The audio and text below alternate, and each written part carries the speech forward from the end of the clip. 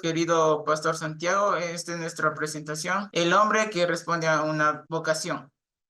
Los integrantes son Acosta David, Veloz Jorge, Arias Jean-Pierre, Rivera Byron, Cincha Alejandro. Con el objetivo que nosotros les pusimos es el siguiente: profundizar el conocimiento de la vocación cristiana a través del estudio de la Biblia, la oración y la participación activa en comunidades cristianas, con el fin de discernir y vivir de manera más plena el llamado de Dios en la vida. ¿Qué es la vocación cristiana? Según el diccionario, la palabra vocación se refiere a la inspiración con la que Dios llama a un determinado estado, generalmente religioso. La palabra vocación viene del latín vocatio, cuyo significado es llamar. Podemos concluir que la palabra vocación fundamentalmente es un llamado. Durante muchísimo tiempo la vocación ha sido utilizada para designar el llamado de Dios a servir. Tenemos unos versículos bíblicos en los cuales podemos apreciar lo que nos dice el significado de vocación. Efesios 4:1. Yo pues, prisionero del Señor, os ruego que viváis de una manera digna de la vocación con que habéis sido llamados.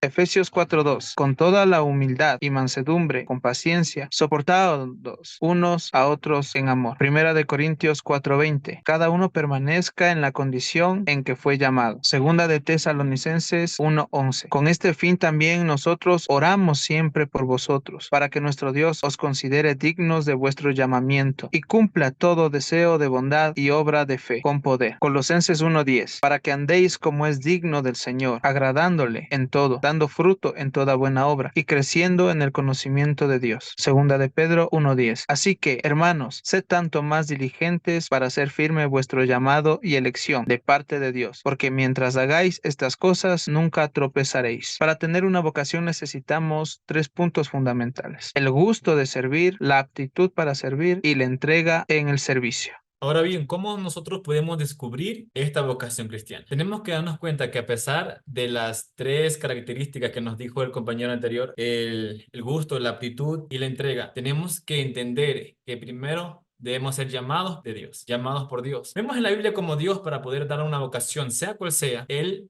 primero los llama, así cual Jeremías, Juan el Bautista, y después de ese paso los transforma, los moldea, le da directrices mediante su Espíritu Santo, así como lo hizo con Pablo. Nosotros sabemos y entendemos que cuando Pablo tuvo un encuentro con Dios, tuvo un encuentro con Jesús, él le dijo qué era lo que tenía que hacer. Y cuando alguien muy importante tenía que ir a orar por él, él no quería tal vez hacerlo, pero Dios le dijo a esa persona: instrumento escogido me es este. Entonces, para nosotros poder descubrir una vocación, no solamente tenemos que ser llamados por Dios, sino también tenemos que ser escogidos por Dios, ya que no todos vamos a ser pastores, no todos vamos a ser maestros, no todos vamos a ser profetas, porque si todos fuéramos pastores, ¿a quién se pastoraría? Por eso es necesario que la persona que tenga el llamado por Dios tiene que también ser escogido por Dios, porque hay que entender que tenemos talentos, potencial y recursos que pueden ser usados por Dios en su reino, pero también hay que entender que no todos van a poder tener una vocación como tal. Vemos algunos versículos en la Biblia que nos dice: somos llamados conforme a su propósito, según Romanos capítulo 8:28. Otro dice: que andéis como es digno de la vocación con que fuisteis llamados. Entonces, ¿cómo yo descubro mi vocación? Simplemente sabiendo cuáles son mis talentos, cuáles son mis potenciales y en qué áreas son las que yo más desarrollo mi trabajo, y así ponerlo al servicio del Señor. Vivir la vocación cristiana tiene que ver mucho con lo que compartían nuestros compañeros, ¿no? La vocación, el llamado, y desde ese punto de vista, cuando somos llamados, tenemos desafíos, tenemos alegría y podemos tener testimonios como individuos.